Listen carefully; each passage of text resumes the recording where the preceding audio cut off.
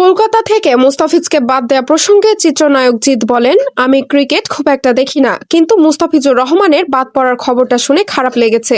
BCCI এটা অন্যায় করেছে। ক্রিকেটের সাথে রাজনীতি বা ধর্মের কোনো সম্পর্ক নেই। সবকিছুর ঊর্ধ্বে মুস্তাফিজ একজন ক্রিকেটার, তাই আমার মনে হয় বিসিসিআই ভুল করেছে।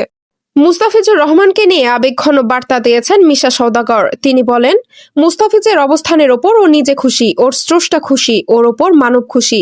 ওর কিছু লাগবে না, টাকা তো শুধুমাত্র কাগজ। যারা সম্মানকে লালন করে তাদের জন্য টাকা কিছু আসে যায় না। ফেসবুক পোস্টে আসিফ মাহমুদ লিখেছেন, এরকম একটা রাষ্ট্রকে কোনো প্রকার আন্তর্জাতিক ইভেন্ট আয়োজনের সুযোগ দেওয়া উচিত নয়। সরকার এবং বিসিবির যৌথ উদ্যোগে অপরাপর ক্রিকেট খেলোয়াড়ের দেশের সঙ্গে আলোচনার ভিত্তিতে ভারতকে আন্তর্জাতিক ইভেন্ট আয়োজনের অনুপযুক্ত হিসেবে ঘোষণা করা উচিত।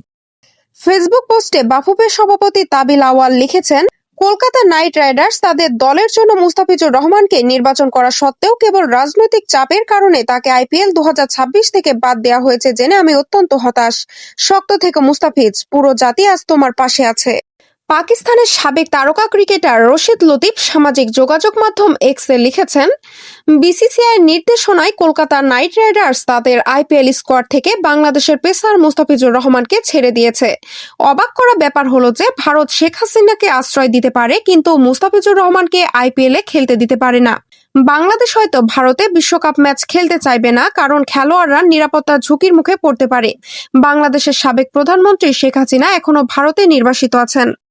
মুস্তাফিজের ঘটনার ব্যাখ্যা দিয়ে আকাশ চোপড়া বলেন, আপনি হয়তো ভাবছেন মুস্তাফিজের এখানে দোষ কোথায়।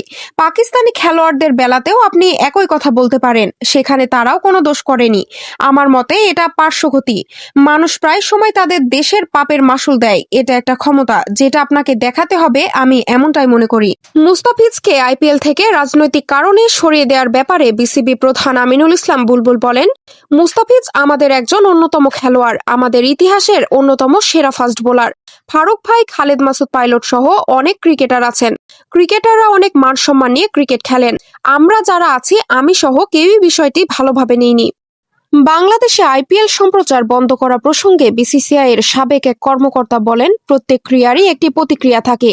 বাংলাদেশ ক্রিকেট বোর্ড তাদের ক্ষমতার মধ্যেই যা করা সম্ভব সেটাই করেছে। বিষয়টি তাদের ব্যথিত করেছে বলে প্রতিক্রিয়া এসেছে, তবে এতে ভারত বা আইপিএলে তেমন বড় প্রভাব পড়বে বলে মনে করি না। নাম প্রকাশে অনিচ্ছুক বিসিসিআইয়ের এক কর্মকর্তা ভারতীয় সংবাদ মাধ্যমকে বলেন, আমি একদমই বুঝতে পারছি না কোন ধরনের সিদ্ধান্ত ছিল এটা। বাংলাদেশ ও পাকিস্তান তো এক নয়, একই বন্ধনীতে তাদের রাখা যাবে না। তারা তো শত্রু দেশ নয়। যদি তাদের নীতি হয় পাকিস্তানের মতো আচরণ করা, তাহলে তাদের পুরোপুরি নিষিদ্ধ করে দিক। আগামী মাসে বিশ্বকাপ এবং ভারত বাংলাদেশকে আতিথ্য দিতে চলেছে, কিভাবে এটা ন্যায্য হয়? শেষ পর্যন্ত ইন্ডিয়ান প্রিমিয়ার লিগ আইপিএল নিয়ে কড়া অবস্থান নিল বাংলাদেশ। আগামী 26শে মার্চ শুরু হতে যাওয়া আইপিএলের আসন্ন মৌসুমের সম্প্রচার বাংলাদেশে নিষিদ্ধ করার সিদ্ধান্ত নিয়েছে অন্তর্বর্তীকালীন সরকার। সোমবার এই সিদ্ধান্ত নেওয়া হয় বলে সংশ্লিষ্ট সূত্র নিশ্চিত করেছে।